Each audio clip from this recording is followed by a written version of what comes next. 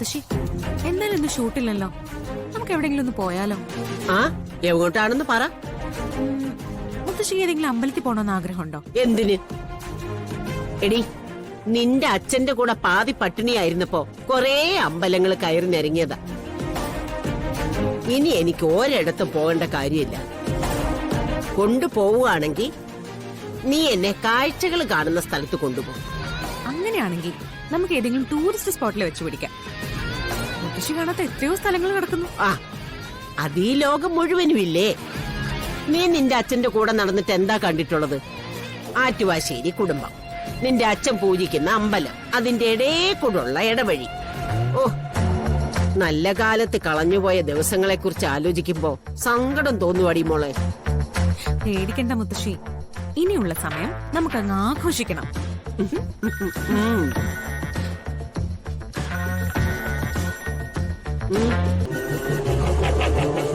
Hello, സത്യമാണോ? ആ, ശരി ശരി, ഞാൻ പിന്നെ വിളിച്ചോളാം. ആരാടി? ആറ്റുവാശ്ശേരിയിലെ വടക്കു ഭാഗത്തുള്ള ആ രശ്മി ചേച്ചി ഇല്ലേ? ഓ, മനസ്സിലായി മനസ്സിലായി. അവളും അവളുടെ കെട്ടിയവനും കൂടിയേ പണ്ട് സീരിയലിലൊക്കെ അഭിനയിക്കാൻ നടന്നതല്ലേ. നമ്മള് സിനിമ തുടങ്ങിയെന്ന് അറിഞ്ഞപ്പോഴേ സിനിമയിൽ ചാൻസ് ചോദിക്കാൻ വിളിച്ചതായിരിക്കും. ഒടുപ്പിക്കരുത് ഒരെണ്ണത്തിന്. വേഷം ചോദിക്കാനൊന്നും അല്ല മുത്തശ്ശി. പിന്നെന്താ, സഹായം ചോദിക്കാനോ? എടി, നിന്റെ കയ്യിലിപ്പോ ഇഷ്ടംപോലെ കാശുണ്ടെന്നേ അവിടെയുള്ള എല്ലാവർക്കും അറിയാം. ഓരോന്ന് വന്നോളൂ കൈനീട്ടി എരക്കാൻ.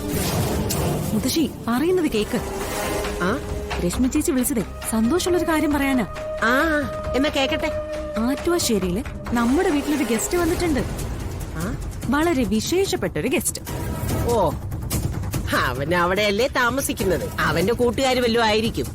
അവന്റെ കൂട്ടുകാരൊന്നും അല്ല മുത്തശ്ശി, അവന്റെ പ്രാണനാ വന്ന് കയറിയിരിക്കുന്നത്. കണിമംഗലം ജയഭാരതി. നമ്മുടെ വീട്ടിലോ? ആറ്റുവാശ്ശേരിയിലോ? കണിമംഗലത്തുനിന്നും അടിച്ചു പുറത്താക്കിയതാണോന്ന് രശ്മി ചേച്ചിക്കൊരു സംശയമുണ്ട്. അപ്പൊ സ്വാഭാവികമായിട്ടും ഇനി ആറ്റുവാശ്ശേരി തന്നെ ഉണ്ടാവും. ആദ്യം അവൻ, പിന്നെ അവന്റെ മുത്തശ്ശി, താമസിയാതെ അവന്റെ അച്ഛനും അമ്മയും. തറയി ചവിട്ട മണ്ണില്ലാത്തവര് ആറ്റുവാശ്ശേരി സ്വന്തമാക്കാനുള്ള നീക്കമാണല്ലോടി. അച്ഛനെ സംബന്ധിച്ചിടത്തോളം സന്തോഷമായിരിക്കും. പ്രിയപ്പെട്ട മോളുടെ ബന്ധുക്കളല്ലേ.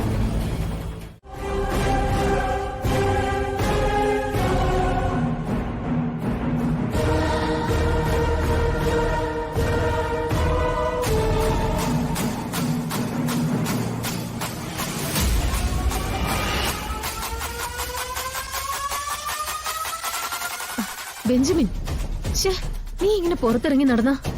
വിദേശത്ത് പോകാനുള്ള കാര്യങ്ങളൊന്നും ഇതുവരെ ഓക്കെ ആയിട്ടില്ല. ഞാനെന്തെങ്കിലും ഫുഡ് വാങ്ങിക്കാൻ ഇറങ്ങിയതാ. അപകടത്തിൽ ചെന്ന് ചാടരുത്. അപകടത്തിൽ ചെന്ന് ചാടുന്നത് ഞാനോ അതോ നീയോ? ചന്ദ്രശേഖരനെ സഹായിക്കുന്നതിന് എന്തോ പ്രത്യേക ലക്ഷ്യമുണ്ടെന്ന് നീ എന്നോട് പറഞ്ഞിരുന്നു. ഇതായിരുന്നല്ലേ ലക്ഷ്യം? അല്ല, എന്തായിരുന്നു അയാളുമായിട്ട്? ഞാനും ചന്ദ്രശേഖരനും തമ്മിൽ പ്രണയത്തില എന്ന് ചന്ദ്രശേഖരൻ വിശ്വസിക്കുന്നു. ഞാൻ അങ്ങനെ വിശ്വസിപ്പിച്ചു. ബെഞ്ചമിൻ, പ്രണയിക്കാനാണെങ്കിൽ എത്രയോ പേര് സാറയുടെ മുന്നിൽ വന്നിരിക്കുന്നു. അതും അതിസുന്ദരന്മാരും അതിസമ്പന്നരുമായ ചെറുപ്പക്കാർ. എന്നിട്ടും ആ ചന്ദ്രശേഖരൻ എന്ന കിളവനെയാണ് ഞാൻ തിരഞ്ഞെടുത്തതെങ്കിൽ അതിനൊരു ഉദ്ദേശം ഉണ്ടായിരുന്നു.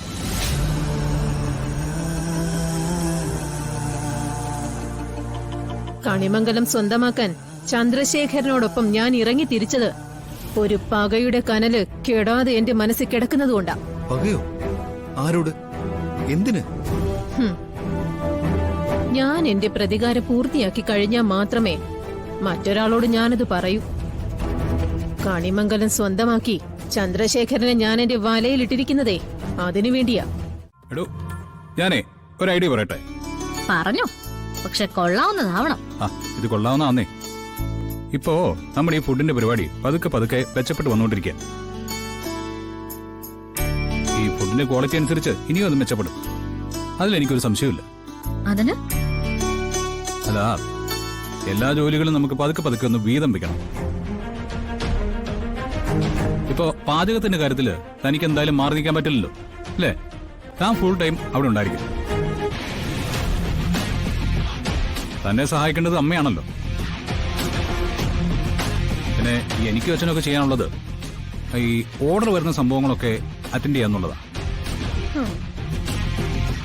ഞാനൊരു കാര്യം ചെയ്യാം, ഈ പരിപാടി ഞാൻ അങ്ങ് ഏറ്റെടുക്കാം.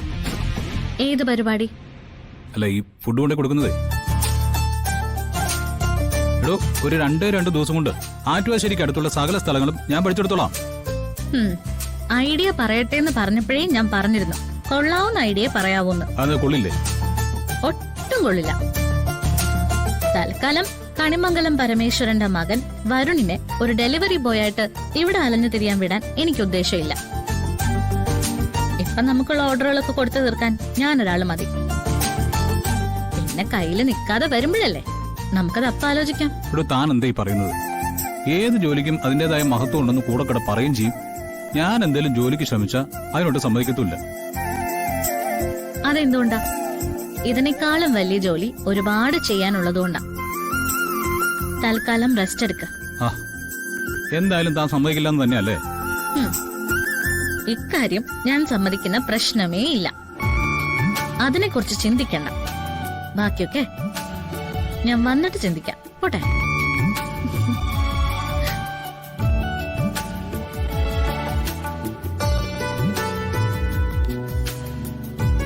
അവള് പറഞ്ഞാലും കാര്യമില്ലേ മോനെ? മോനെ ഇങ്ങനെ ഒരു ജോലിക്ക് ഈ നാട്ടില് പറഞ്ഞു വിടുന്നേ? അമ്മേ, കണിമംഗലം എന്ന് പറയുമ്പോ ഏതോ കൊമ്പത്തായിരുന്നു. ഇപ്പൊ അതല്ലല്ലോ അവസ്ഥ. എല്ലാം മാറിയില്ലേ?